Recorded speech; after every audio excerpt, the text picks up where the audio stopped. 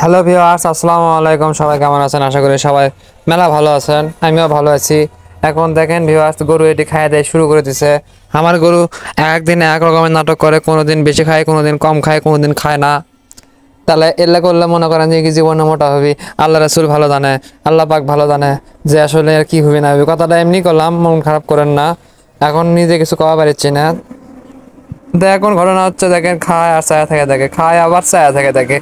মনে হয় তার খাবারের লবণ কম হয় নাকি ব্যান লবণ বেশি হয় নাকি, মানে ঝালই বেশি হয় নাকি, কওয়া পারে। ও তো যদি কওয়া পারলো নি, তাহলে তো আমি সেটা চিকিৎসা করে পারলাম নি। ওই তো কিছু কয়ও না। এতে দেখেন গরম পড়ছে, এখন মনে করেন যে ল্যাম্পির টিকা দেওয়া লাগে গরু গেলে। তা আমার এই গরুর যে কন্ডিশন, এক তো ইঞ্জেকশন করবে তাতে লাগে ভয়, আর ল্যাম্পির টিকা 2 সিসি করা লাগে, হলো 2 মিলি করা লাগে হচ্ছে চামড়াতে। আর চামড়া তো হাতই দেওয়া যায় না, হাত দিলেই মনে করেন যে ল্যাপে ওঠে। নাক দড়ি দেওয়ার গেলে মনে করেন যে ঝাঁপ দিয়ে ওঠে। তেলে ঝাঁপ দেওয়া লাভালাভির কারণে তো গরু ডাক্তার মনে করেন যে কিছু করা যাচ্ছে না। তাই আল্লাহর উপর ছেড়ে দিচ্ছে, আল্লাহ যদি এক সুস্থ রাখে রাখুক, না হলে যা হয় হোক, কিছু করার নাই। এটাই আমার শেষ পুঁজি। এই পুঁজিটা যদি ঠিক না থাকে, তাহলে আমার মনে করেন যে সামনে ভবিষ্যৎ একদম আন্ধার গরু জগতের। কিছু করার নাই ভিউয়ার্স, তাই আর কি এটা মুন্ডন ভালো নাই। এখন মূলত আমার চিন্তাধারা হচ্ছে যে গরু তো পালিচ্ছি, পালার জন্যই পালিচ্ছি। এখন হয় বাস খামো, না হলে লাভ কর্ম। লাভ যদি হলো তো হলো, লস তো করা যাবে না। লাভ না হলেও লস তো করা যাবে না।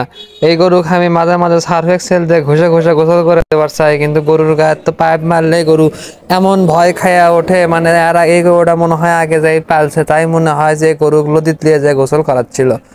তার হলো নদীর গভীরতা বেশি পছন্দ মনে হয়, তাই আর কি পাইপের স্পিড তাই ভয় করে। পাইপ মারলেই মনে করেন যে একদিন মনে করেন একটা ভিডিও পোস্ট করছিলাম, ওই ভিডিওর মধ্যে করে ক্যাঁত করে পড়ে গেছিলো। তো এই হলো একটা মজার কাহিনী।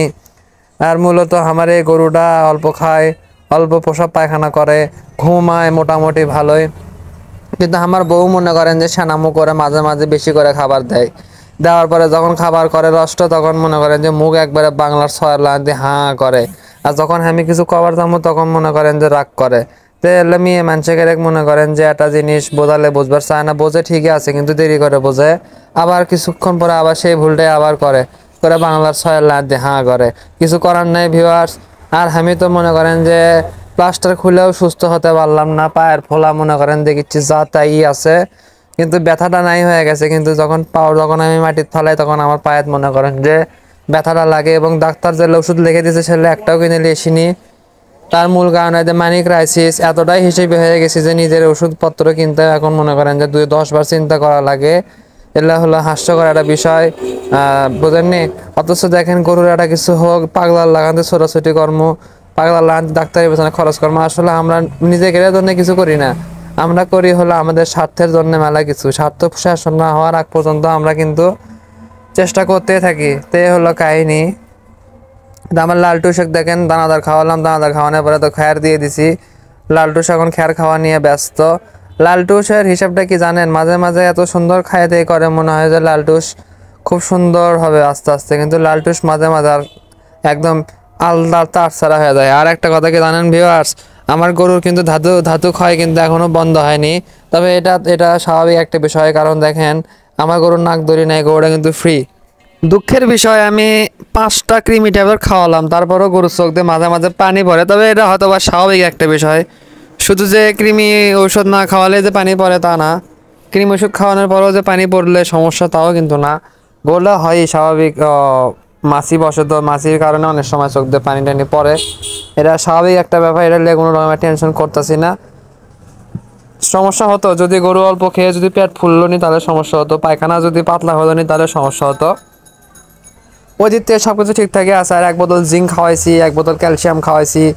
সো মনে করেন যে এই কারণে উত্তেজনাটা একটু বাইরে গেছিলো। আসল কথা, ক্যালসিয়াম জিঙ্কে প্রচুর পরিমাণে, মানে কি আর বলবো, ভিটামিন তো বোঝেনি বিষয়টা, একটু গা গরম করে দেয় আর কি।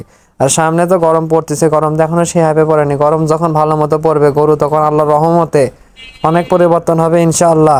আপনারা সবাই দোয়া করবেন যেন আমি এই গরুটা থেকে যেন ভালো কিছু পাই। এই গরু দিয়ে যেন আমার আরো একটা গরু কেনার টাকা বের হয়ে আসে লাভ আকারে। সোজা কথা ধরে দেন, আমি যদি এই গরুতে যদি 30-40 হাজার টাকা লাভ করতে পারি, আল্লাহ যদি দেয়, তাহলে আমি লাভের টাকা দিয়ে একটা ছোট বাছুর কিনতে পারি। তাহলে মনে তারা শান্তি দিতে পারবো ইনশাআল্লাহ। আর শখ তো আছে, আমি মায়ের সাথে আজকে কথাবার্তা বলছি। যাই হোক ভিউয়ার্স, আবার দেখা হবে আপনাদের সাথে নতুন কোনো ভিডিও নিয়ে আবার হাজির হব। সবাই সুস্থ থাকেন, ভালো থাকেন, আল্লাহ হাফেজ।